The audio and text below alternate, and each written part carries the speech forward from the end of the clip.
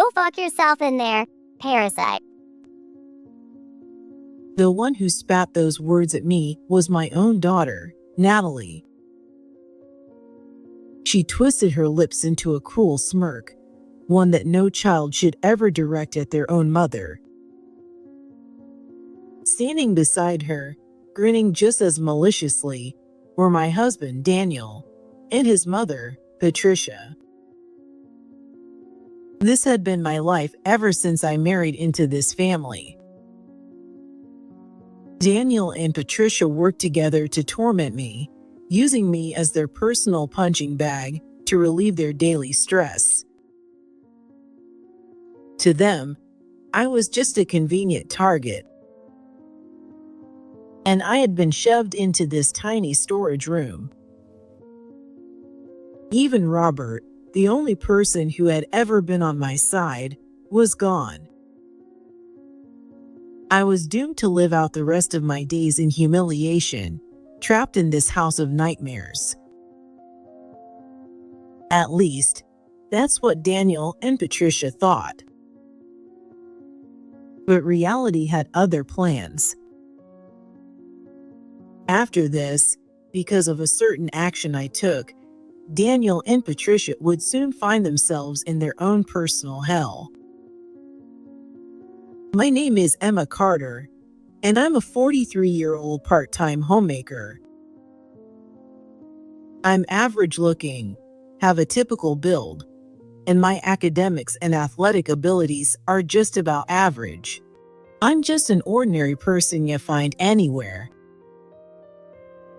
The college I attended was also pretty standard, and after spending 4 uneventful years there, I landed a job at a mid-sized local company. It's peaceful and all, but life feels kind of boring without any excitement. Honestly, I should have been grateful just to have secured a job during an economic downturn, but at the time, I was getting tired of my predictable daily routine. Then one day, the company entered its busy season, and as part of the accounting department, I found myself working overtime almost every day. That day, I stayed late again, and as I dragged my exhausted self toward the station, I suddenly noticed something. Oh, I hear a guitar. Curious, I followed the sound and spotted a man performing a street gig in a small plaza near the station. That man was none other than Daniel, who would later become my husband. From then on, Daniel continued playing street gigs near the station from time to time. One day, I finally gathered the courage to talk to him. I had always been intrigued by Daniel's unconventional way of life. Things progressed smoothly from there, and before I knew it, we were dating. My self-produced CDs are selling really well. I think I'll try taking them to a record label soon. Daniel dreamed of making it big and would constantly write songs, bringing them to record labels in hopes of getting signed. I quietly supported him from the sidelines, believing in his dream. And then, 1 year after we met,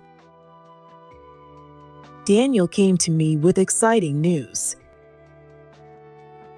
Someone from a record label offered me a debut. My dream is finally coming true. Really? That's amazing, Daniel. Congratulations. A record label had reached out to him after he submitted his music, offering him a chance to debut. After celebrating for a moment, Daniel suddenly got serious and looked me in the eye. Emma, thank you for always supporting me. If you're okay with someone like me, would you stay by my side forever? Wait, does that mean? Yeah, Emma, Will you marry me? I was overjoyed and immediately said yes to his proposal. With both our wedding and his major debut lined up, we were living in pure happiness. But then, everything took a sudden turn. The record label that had promised Daniel his debut went bankrupt due to financial struggles. Along with it, his dream of making it big disappeared. He tried submitting his music to other record labels, but none of them even gave him a second glance. Eventually, Daniel gave up on his music career. Considering my age, it's probably best to call it quits now. When I was 27 and Daniel was 29, he made the tough decision to let go of his dream. After that, he found a job at a regular company. It was disappointing that he couldn't achieve his dream, but having a stable job and a steady life wasn't so bad either. Maybe it's time for us to start thinking about having kids. Yeah, you're right. Let's build a happy family together. However, Daniel wasn't the type to stick with a job for long. Not even 6 months after starting at a company, he quit. Sorry. I just couldn't handle my boss constantly picking on me.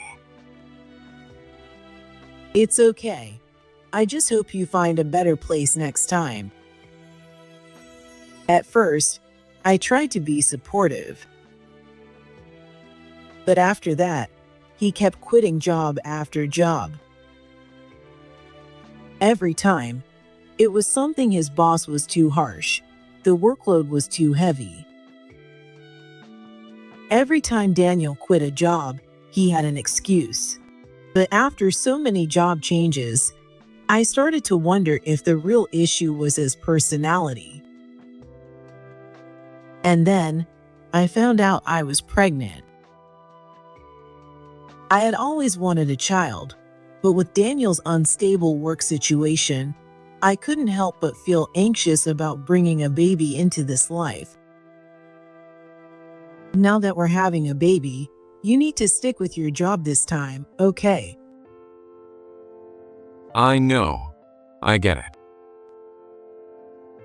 But just a month after I found out I was pregnant, Daniel quit his job again. Enough already. My paycheck alone isn't enough to cover rent and living expenses. At this rate, I won't be able to properly raise this baby. Until now, I had never gotten this angry when Daniel quit his jobs. But this time was different.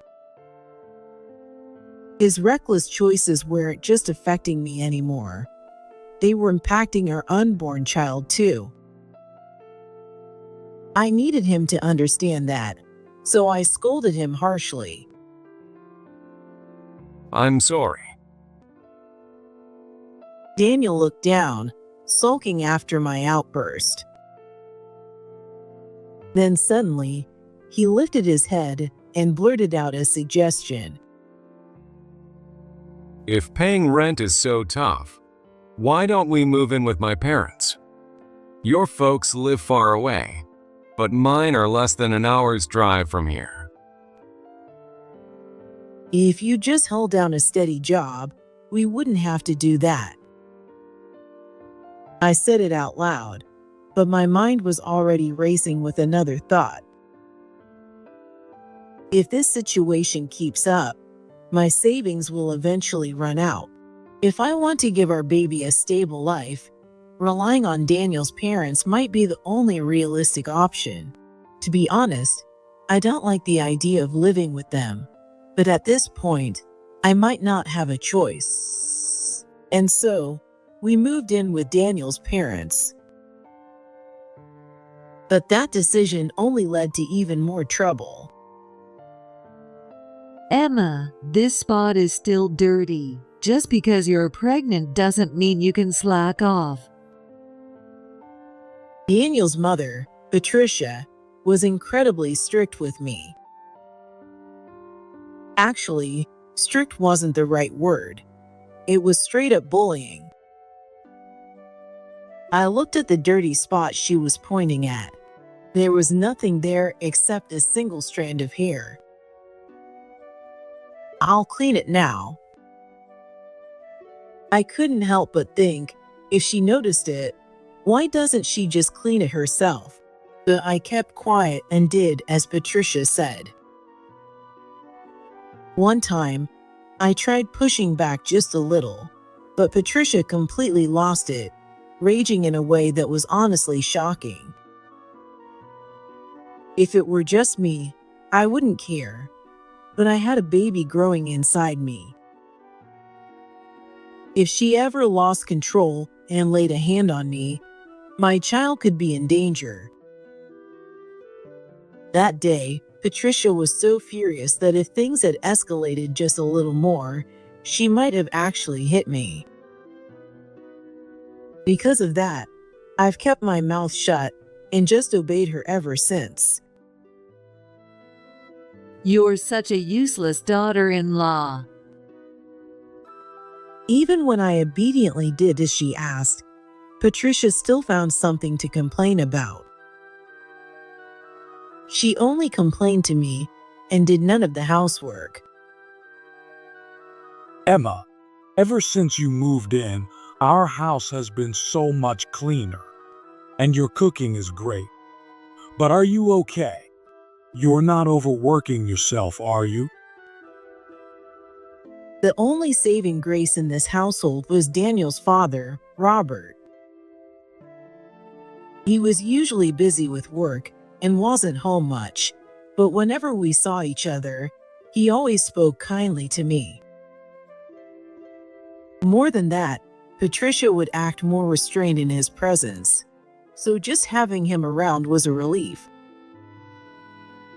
"Well, I'm totally fine, but you should take care of yourself too, Robert."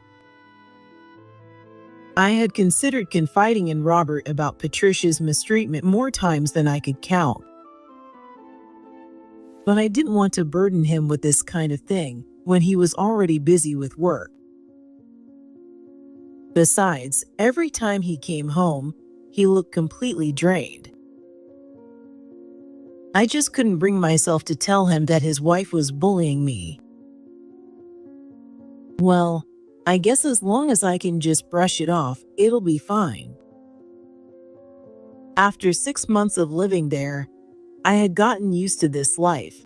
Around that time, I gave birth to a healthy baby girl.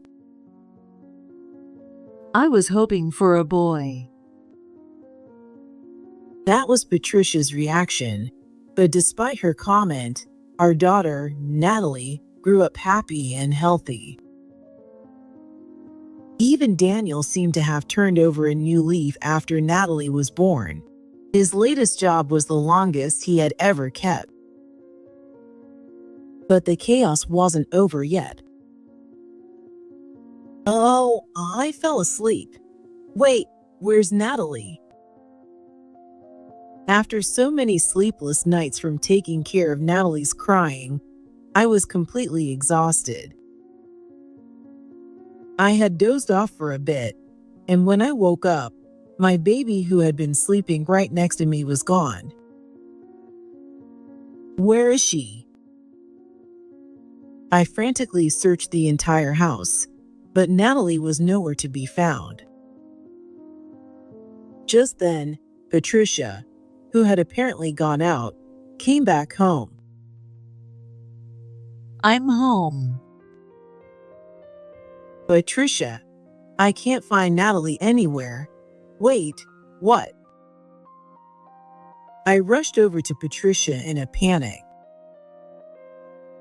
And there, in her arms, I found Natalie fast asleep. As I stood there, stunned, Patricia casually handed her over to me, as if nothing had happened.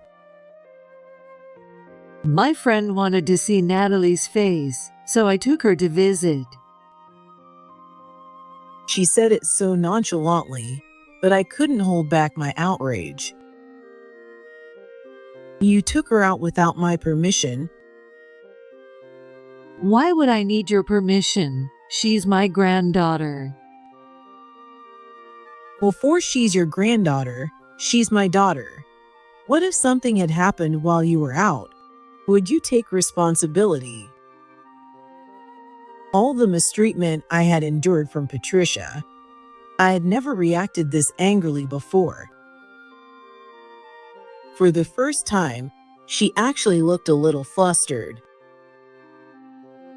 Geez, you're overreacting. She huffed and hurried inside the house. But after that, Patricia kept trying to take Natalie out without asking or feed her things a baby couldn't eat. Luckily, because I kept a close eye on her after that incident, none of the attempts were made. However, since she couldn't do whatever she wanted with Natalie, she started taking her frustrations out on Daniel instead. Hey, don't you think you're being too harsh on my mom? You should try being nicer to her. One day, Daniel, who didn't lift a finger to help with the housework or child rearing, had the audacity to lecture me. She's the one being harsh. Just the other day. Stop. I don't want to hear it. I'm exhausted from work. Unlike you, who just sits around at home all day. I wasn't just sitting around. I was the one handling everything in the house because Patricia refused to do any chores. She never helped with raising Natalie either, so I had to do it all on my own. But no matter how much I explained, Daniel would never understand how hard it really was. After that, he started nagging me about everything. I can't rely on Daniel. If I stay here any longer, my stress is going to break me. Maybe if I find a daycare and go back to work, I won't have to see Patricia as much. Robert was the busiest person in the house, so I couldn't rely on him either.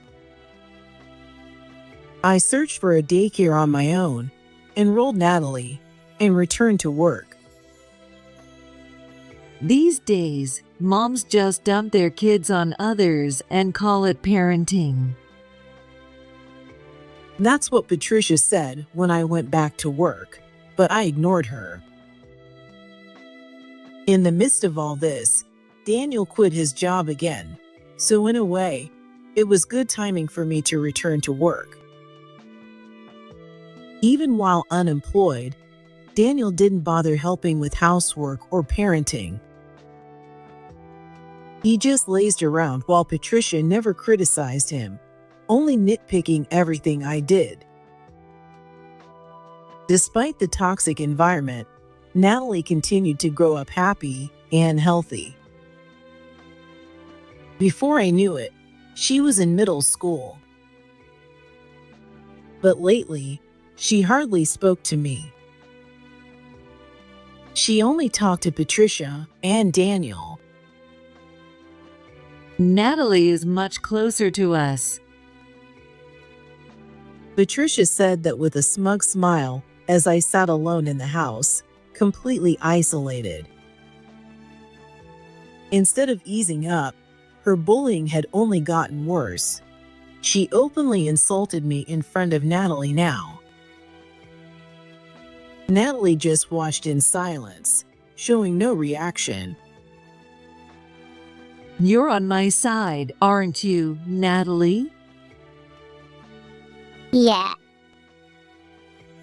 Patricia had completely turned Natalie against me, and she seemed happier than ever. I couldn't say anything. I could only watch from the sidelines. I thought things couldn't possibly get any worse, but bad events just kept piling up. Hey Emma, did you take my suit to the dry cleaners?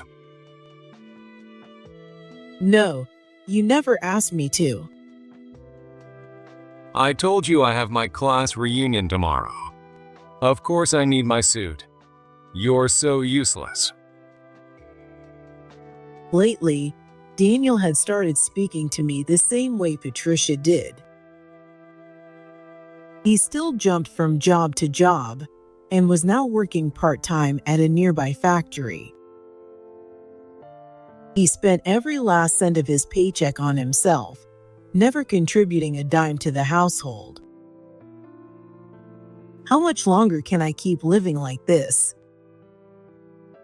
I muttered under my breath, but no one was listening. The thought of spending the next several decades in this house filled me with dread. I desperately wanted to change my life, but I had no idea how. So, I just endured each day. But then, that day came, suddenly and without warning. One day, Robert suddenly collapsed at work and never came back. The cause was his heart failure. He had never been in the best health, and the sudden cold snap combined with his workload had put too much strain on his body. It's too soon, Robert.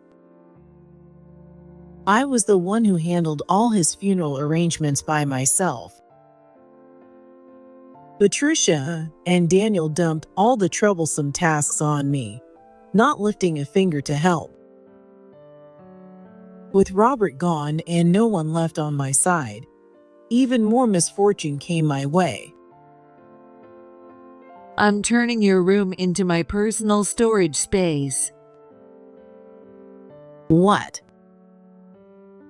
One day, Patricia suddenly announced this and made me pack up my things. Well, where will my new room be? This one. She led me to a tiny, cluttered storage room. It was about the size of a small walk-in closet that she had been using before. I used to keep stuff here, but I ran out of space. When I turned to look at her, she was smirking with a nasty grin. I stood there, stunned, when Daniel and Natalie walked in. Oh, moving to a new room? It's small and cramped, just like you. Daniel laughed at me like it was some kind of joke. That smirk, it's just like Patricia's. Hey, Natalie, say something to her. She stared at me for a moment, then slowly curled her lips into a sneer. Go fuck yourself in there, parasite. Patricia and Daniel burst into laughter at her words. Natalie, don't make me laugh. Where do you even learn stuff like that? Cackling with crude laughter, the three of them walked away from the storage room. I stood there, staring at their backs in stunned silence. What am I supposed to do with my stuff? With everything I owned, there was no way I could fit it all in that tiny room. But if I left my things in the hallway, Patricia or Daniel might just throw them out. I somehow managed to cram everything into the tiny space and sat down with a sigh. Then, a small envelope slowly slid under the closed door. Mom, read this. Natalie's voice came from the other side. I quickly grabbed the letter and opened it. The plan will be executed in 3 days. That was all it said. All right. I whispered my response softly. 5 days later. Patricia and Daniel had been traveling together since 3 days before. Now that we're getting Robert's inheritance, why don't we splurge on a nice vacation? It hadn't even been that long since Robert passed, yet Patricia made the suggestion with an excited smile. Of course, the only ones she was inviting were Daniel and Natalie. As they chatted in the living room, I silently cleaned up after everyone's dinner in the kitchen. Oh, sounds good. I've been wanting to relax and unwind for a while now. Unwind from what? It's not like you actually work. But no one called him out on it. A trip? I'll pass. Oh, why's that? I have a big competition coming up for my club. I need time to practice, so you two go ahead without me. Natalie smiled as she spoke, and Patricia and Daniel nodded approvingly. You're so responsible, Natalie, unlike some people. Good luck with your training. We'll bring back lots of souvenirs for you. Thanks, I'm looking forward to it. And with that, Patricia and Daniel left for their 2-day trip. Today was the day they were supposed to return. But no matter how long I waited, neither of them showed up. Instead, my phone rang. It was Daniel. Hello? Where the hell are you? He shouted so loudly that I immediately pulled the phone away from my ear, wincing. Geez, don't yell. You're annoying. I'm hanging up. I asked you where you are. Daniel completely ignored what I said and just kept yelling. I let out a long, exaggerated sigh before telling Daniel where I was. Where am I? At my temporary apartment. Not giving you the exact address, though. That's right. I wasn't at his parents' house anymore. I had moved into a monthly rental apartment far away from their place. While Patricia and Daniel were off enjoying their vacation, I packed my things and left. And I didn't leave alone. Mom, what's wrong? I had moved into this apartment with my daughter, Natalie. I just heard Natalie's voice. And her stuff is gone too. I knew it. You kidnapped her. Give her back. What the hell are you thinking? Daniel's relentless shouting exhausted me. Seeing my frustration, Natalie took the phone from me. Dad, calm down. Natalie, are you okay? His words made it sound like I was some kind of kidnapper, and it irritated me.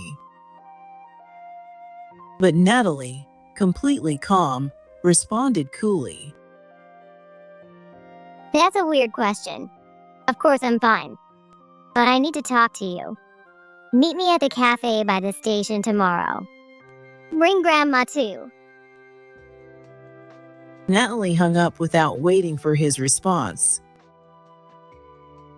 Then, she turned to me with a gentle smile. It's almost over. Yeah, it is.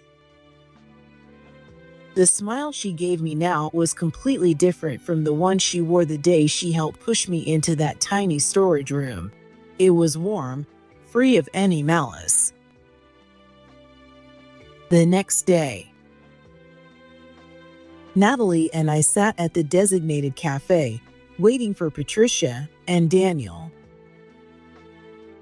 About 10 minutes past the scheduled time, they finally walked in. As soon as they spotted me, their faces twisted with rage, and they stormed over. Hey, what the hell do you think you're? Wait. Hey, who's that guy? Patricia pointed at the man in a suit sitting next to me. The man calmly stood up, pulled out a business card, and introduced himself. Nice to meet you. I'm Sam Thompson, an attorney. The late Robert was a great help to me during his time. The word attorney made Daniel and Patricia's eyes widen. Sam's next words were so shocking that both of them looked like they were about to jump out of their seats. Robert's entire inheritance will be given to this young lady, Natalie. Wait a minute. As his wife, I'm supposed to get everything. Patricia, shocked but desperate, pressed Sam for answers. Without changing his expression, he simply stated the facts. Robert left a will. In it, he clearly stated that all his assets would go to Natalie. I was once the corporate attorney for his company, and during that time, he helped me a great deal. Even after I left that position, we remained in contact, and one day, he asked me to draft his will. Daniel and Patricia were stunned into silence, taking in what they had just heard. After a long pause, it seemed they finally grasped the reality of the situation. I had no idea he left a will. I have a lot to say about that, but we'll deal with it later. More importantly, did you already know about this? Is that why you kidnapped Natalie? Kidnapped? Don't be ridiculous. This was planned long ago.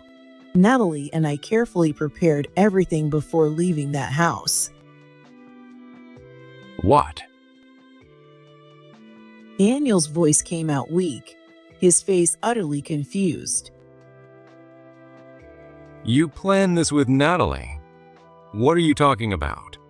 She was on our side. I don't remember ever being on your side. I've always been on Mom's side. That's right. Natalie had never been one of them. She had been my ally all along. From a young age, Natalie questioned why Patricia treated me so badly. One day, she asked her directly, Grandma, why are you so mean to Mom? Patricia responded without hesitation. Your mom is a very bad person. That's why I have to scold her, to turn her into a better person. Natalie was still little, so she believed Patricia's words. But as she grew older, she started realizing that what Patricia was doing was nothing but bullying. Determined, Natalie tried to confront her again. You know, I've been thinking about this for a while. You really need to stop Grandma. Patricia's expression twisted into something terrifying. So you're on her side? Natalie was so shaken by the sheer intensity of Patricia's glare that she couldn't say another word. When Patricia got angry, there was no reasoning with her. Even though she was getting older and weaker, Natalie was still just a kid. If Patricia ever lost control, it would be easy for her to hurt her. Having witnessed this firsthand, I later pulled Natalie aside when Patricia wasn't around and asked her to do something for me. Natalie, don't act close to me when Patricia is around. If you stay on her good side, you'll be safe. But It's okay. I don't mind.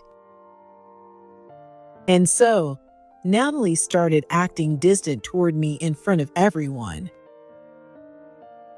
Sometimes, when Patricia pressured her, she even insulted me against her will. But in her heart, she was always apologizing to me. But if this keeps up, Mom will just keep getting hurt. After struggling with it for a long time, Natalie finally decided to tell Robert about it when she was in middle school. At first, Robert didn't believe her. After all, Patricia and Daniel always acted perfectly normal around him. Please, Grandpa, you have to believe me. Natalie pleaded with him desperately. Because Robert was always busy with work, he was hardly ever home, and they rarely talked. To him, Natalie was his beloved granddaughter, but to her, he was the most distant family member. She had never spoken to him so emotionally before. Seeing the look on her face, Robert understood that this was serious. I see. All right. I believe you, Natalie. Really? Yes. I'll see if there's something I can do. Robert trusted Natalie's words, but he wanted to see it with his own eyes. So, he secretly set up cameras around the house. And that's when he witnessed Patricia and Daniel hurling insults at me. When Patricia and Daniel were out, Robert called Natalie and me over and apologized. I'm so sorry I didn't realize this sooner. Emma, you need to divorce Daniel. I'll support you. But I shook my head. If I divorce Daniel, I'll have to leave you behind, Robert, and I can't bear that. Besides, no offense, but Patricia doesn't do any housework, does she? I want to keep taking care of the household and supporting you. Emma, I don't want to be apart from you either. If Mom and Dad get divorced, of course, I'll go with Mom. But that would mean I'd be separated from you, Grandpa. I don't want that. Robert thought about her words for a while. Then, he made a surprising decision. all right. Then I'll leave my entire inheritance to Natalie. What? But why? It may not be enough to make up for all the trouble I've caused, but I want you to have it. Honestly, after seeing how terribly Patricia and Daniel treat Emma, I've completely lost any respect for them. I don't want them to get a single cent of my inheritance. Then, he smiled gently and continued. Emma has been saving money responsibly, so she doesn't really need my inheritance. I'll have my lawyer handle the paperwork, but if I say I'm leaving it to my daughter-in-law, people might start asking unnecessary questions. Not that I think my lawyer would do anything like that, but still.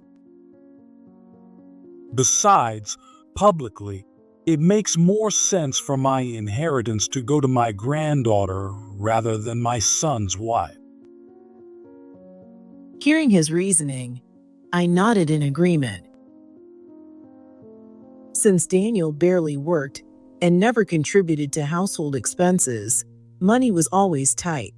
However, I had been working hard, and my salary had gradually increased.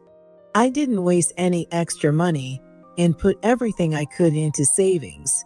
So as Robert said, I had built up a decent amount of savings.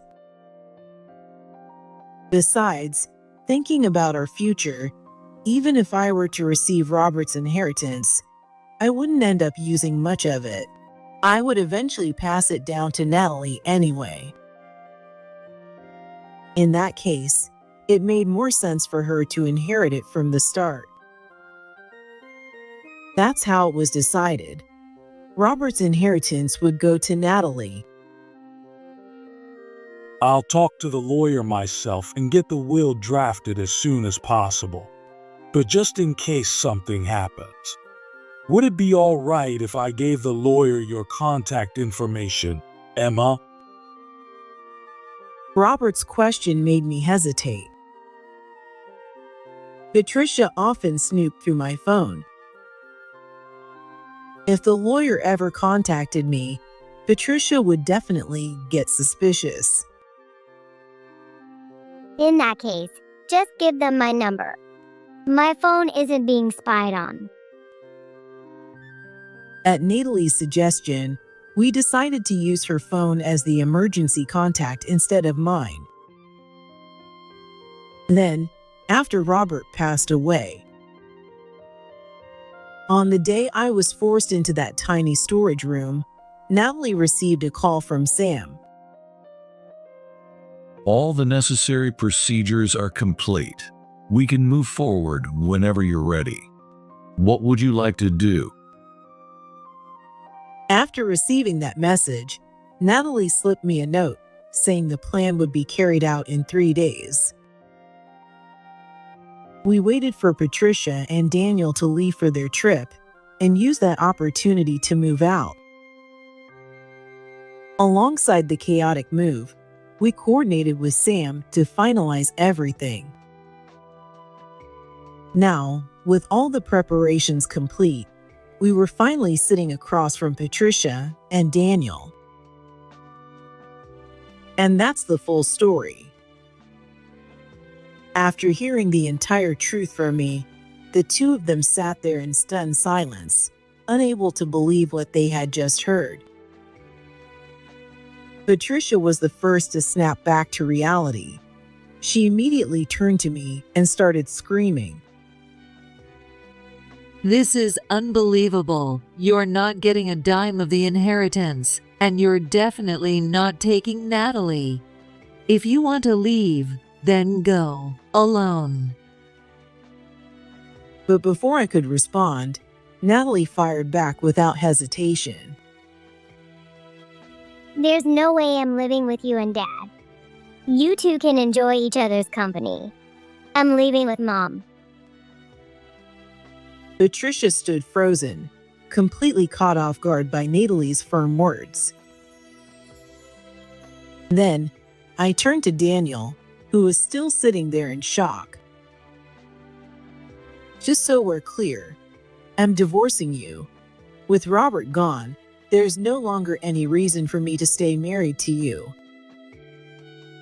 The only reason I hadn't divorced Daniel earlier was because I didn't want to be separated from Robert.